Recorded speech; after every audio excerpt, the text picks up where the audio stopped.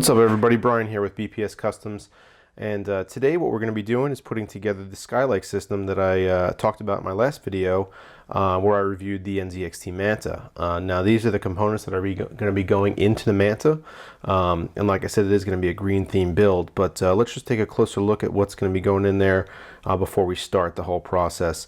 So this is going to be a Skylake system. It's going to be based on the i5 6600K. This is a fantastic processor. I've used it in a number of builds. It overclocks like crazy, and honestly, I mean, unless you're doing any kind of serious video editing or anything like that, you don't even need the 6700K. I mean, the 6600K performs fantastic. It's going to be sitting in the Gigabyte Z170N Gaming 5. This is a micro-itx motherboard. The only concern that I actually have about this board is that it has a little bit of red on it, and this is a green build, but hopefully it won't really matter all that much. A lot of that's going to be covered up by tubing, wires, things of that nature. Storage in this build is actually going to be only one SSD for now. It's going to be an ADATA 240 gig SSD. Should be just fine for now because there is going to be some additional storage that's added in. Once I get the build done, I actually don't have the other SSD that's going to go in here, but for the purposes of this video and for the purposes of putting everything together, we're just going to go with this for now. As you can see, we have here the reference GTX 970 with the green LED GeForce logo, and also a pretty slick NVIDIA backplate. The RAM in here is going to be 16 gigs of EVGA DDR4. This is 2400 speed. Nothing special about this. It is black. It's going to go with the theme. Cooling in here. These fans, I've become a huge, fan of. These are the Corsair SP120s. Anytime you're using a radiator or anything along those lines, I recommend these fans very, very highly. The static pressure they generate is great for pushing air through the radiators, even dense radiators. These have no problem with. But as far as the main event here, we've got some green EK pastel coolant, and it's going to be pumped through this. This is the EKX Res 100 DDC. This is a pump and res combo, and that is going to be pushing coolant through the EK Coolstream SE240. This is a super thin 240 millimeter radiator. It works great with smaller builds where space is a concern. Also, the CPU block that we're going to be using is the Supremacy MX by EK. Kind of a no frills block, but it gets the job done. I actually have one in my main system, and my temps are great, so no complaints about this at all. This is just a mounting bracket for the pump and res. And then the power is going to be provided by this. This is a Corsair RM750. If you've watched any of my other videos, I got this a part of a Craigslist buy actually, and I fully tested it, and I believe that it is good to go as far as being put into a system. The GTX 970 is actually also a pre-owned part, so the system is going to have a couple pieces in it that have been used before, but that shouldn't be any kind of an issue. I guess fingers crossed, but I haven't had any problems in the past. And like I said, all these components have been very thoroughly tested. So that's it. So the next thing you're going to see is, I guess, a time lapse. And we're going to try to get this done, hopefully today. But we'll see. All right, let's get to it.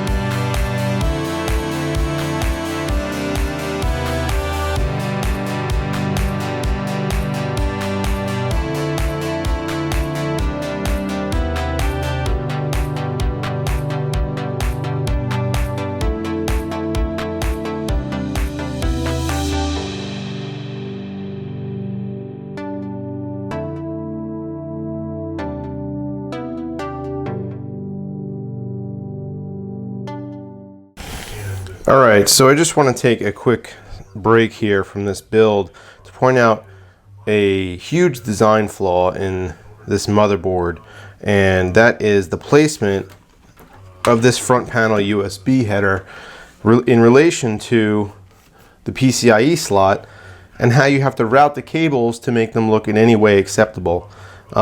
So the ports here for running it through the case are on the bottom. They're on the side, or, well, it's out of frame, but they're that way, or they're up top. So the closest one is clearly down at the bottom, unless you want to run your cable all the way across your motherboard from, let me zoom out, from here all the way across and running it across your RAM or anything like that. The only way to do it is to come up through here and go to the port, which is right here, right in the middle of the board. Well, how do you do that? You have to run it, apparently you have to run it across your PCIe slot. So how does that even work? So I've been trying to figure out a way to make this work. I have to go around the slot, but that's difficult because at the end, if you know PCIe slots, at the end of the card, there's this little nub. And this is to secure it in place and kind of hug the end of the PCIe slot. But this is going to press directly down on where I would need to route this stupid front USB cable. This is really annoying. So I'm going to probably spend a few minutes trying to work on this, and then we'll continue the build. All right. Well, I did my best. As you can kind of see in here, this is tight, and I had to kind of route it back down and behind the very, very small space where there are no retainers for the graphics card, and kind of wedge it in there. But there's also this front panel audio, the cable that has to go through the same space. This is not a good design. I'm not a fan of this design. This should be relocated. And if you're planning on building with this board, just be aware that this is in a terrible, terrible location. But there's nothing I can really do about that. This is probably the best it's going to be. I mean, it is in there securely. I mean, it does wiggle, I guess, if I pull it to the side. But I mean, if in normal case operation, just sitting on a desk, it's not going to go anywhere. I'm not really happy about this, but what are you going to do? All right, back to the time lapse.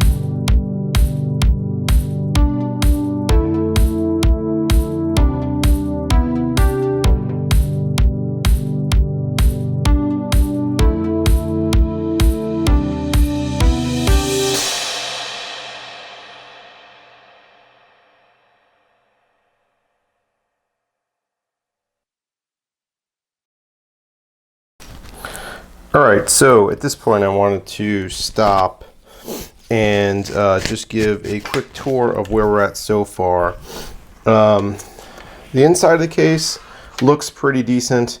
The green cables proved to be very difficult to use these combs with because they're a little thinner than what I'm used to working with. These are just off-brand extensions, whereas usually you work with like a Corsair cable set or something like Cable Mod, you know, where they're a little thicker. And it's not anything to do with the wires, it's just the sleeves. So as you can see here, I put in this comb, and it does a nice job of separating here, but and then I zip tied it back there because you do want it to be wide and then come down. That's the preferred look. Like you want it to be tight down here. But as you can see, even with the combs, you do get some twisting and things of that nature, and it doesn't look bad. It's just a little bit more sloppy than I wanted. And then up here, I just kind of gave up on the comb. This is going to be pretty much covered by the radiator anyway, so it shouldn't really be that big of a deal. And these cables are fine. There's only 4 of them, so it's okay. So as you can see down here, just getting a little bit closer in on what I was talking about before with the USB cable, the front USB cable. I mean, it did tuck in there okay.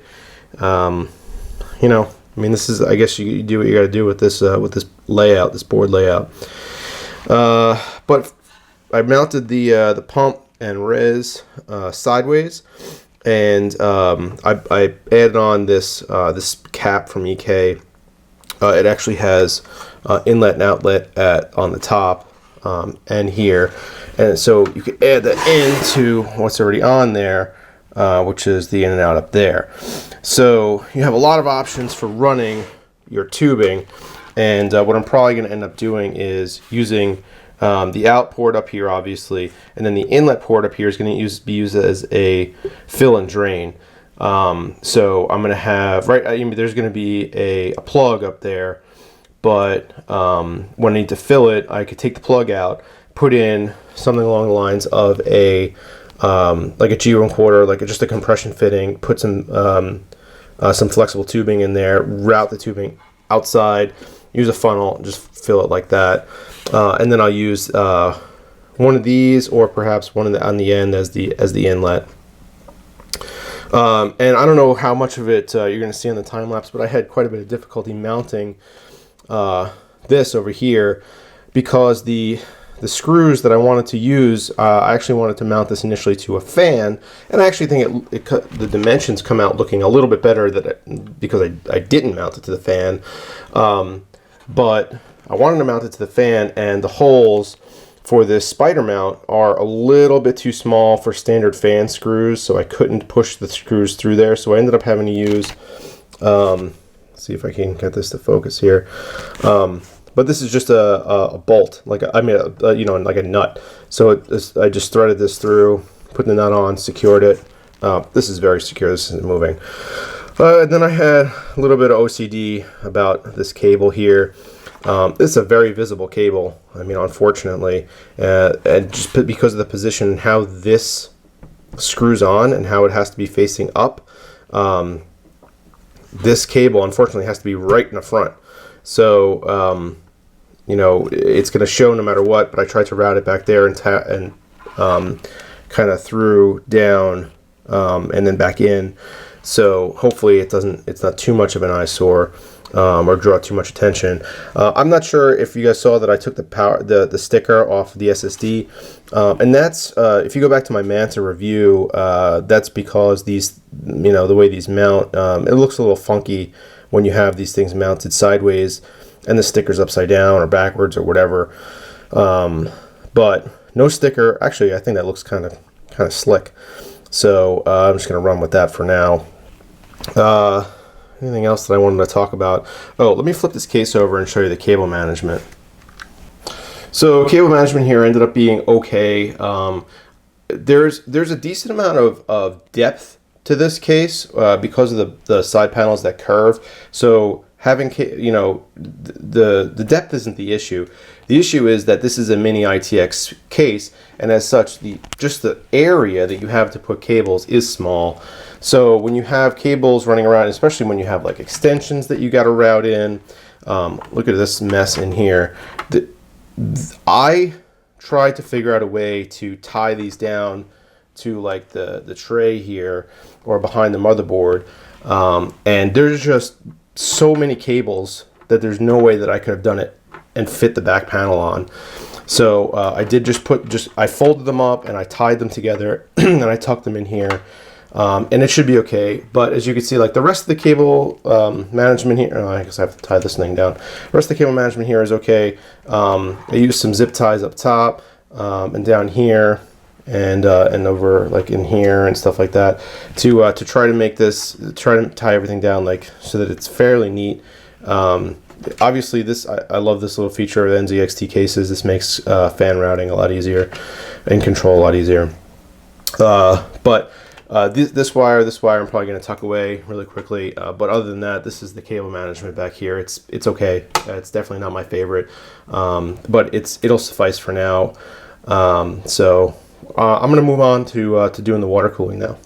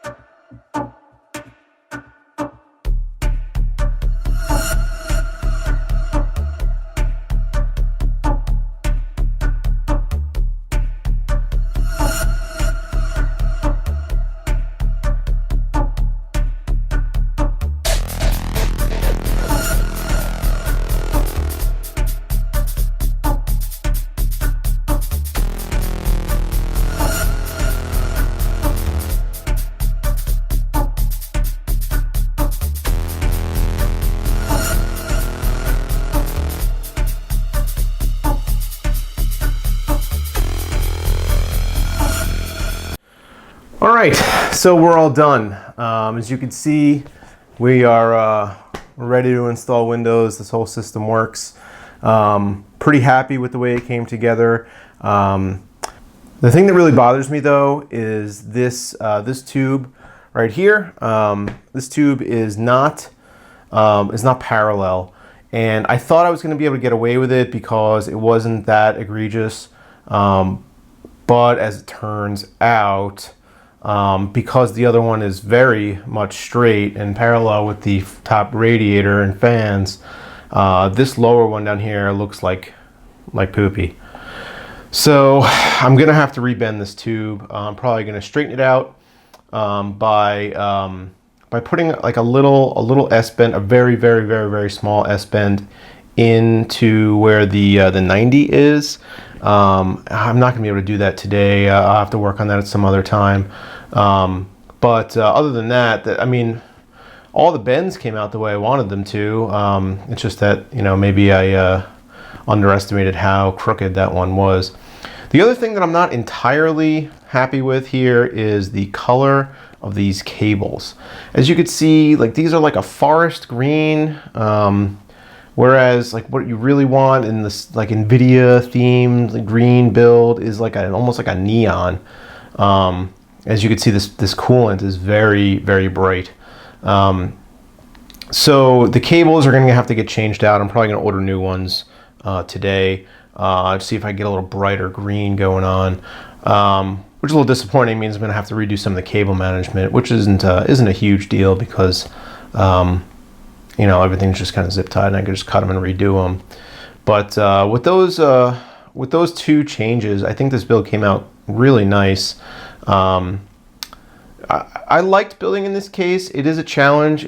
It's always a challenge to build in a smaller form factor. I did my first small form factor not even I don't know, 2 months ago or something, and since then it's kind of really picked up steam. A lot of people seem to be into this size case and find that it's better for you know, it's more attractive. It's easier to put different places. You don't have to have like a huge space on your desk for a full ATX tower or anything like that. And plus these look really cool. So, you know, I think this is a thing that's not gonna stop anytime soon. The mini-itx form factor is not going away. And you know, building in it is a little bit of a challenge just because you do have so many constraints on space. But you know, if you've been doing it for a while, like I have, I mean, you kind of work around these little problems that come up. And you know, I enjoyed it. I always enjoy making systems. Water cooling is one of my hobbies. So you know, getting to do this in this case, I give it a thumbs up for whatever that's worth. So I have a little bit of a surprise. I suppose it's a surprise. So this is client build 36, but it's not for any particular client. I didn't build it for myself, so I did name it client build. But I don't have anybody in particular to sell it to. This case is going to be for sale. The system is going to be for sale. If you are interested in buying this from me, get in touch with me. You could leave a comment and I'll try to get in touch with you, or you could just find me on Twitter, which is probably the easier way to do it. I'm at BPS_customs, and you could send me a DM there, and we could work out some details, pricing, stuff like that. Shipping this is going to be, I'm going to say I'm not going to ship it. Water-cooled systems, I shipped one in my life, and it came out okay. One of the tubes ended up kind of coming a little disconnected, but the system was not full at the time, so it was okay. But I'm not going to do it again. Water-cooled systems are inherently very heavy. They have a lot of parts that are, even if they're tweaked or turned a little bit, could create a disaster when the system's delivered. So I really don't want to ship this case. So hopefully we can meet up somewhere or work out some other way to do it. But this case is for sale. So, you know, if you're interested, let me know, and hopefully we can work something out. But that's it. It's been a long day. I'm pretty tired, actually. But this is I'm Brian. This is BPS Customs S-Tech TV. Get subscribed. Hit the like button. That helps me out a lot. In the description, you will find a link to a giveaway that I am doing for my 100 subscriber, for hitting 100 subscribers, which I have not yet done. So help me do that. Subscribe to the channel. You know, if you have any questions or anything I could help you out with, let me know. So thanks for watching, and I'll see you in the next one.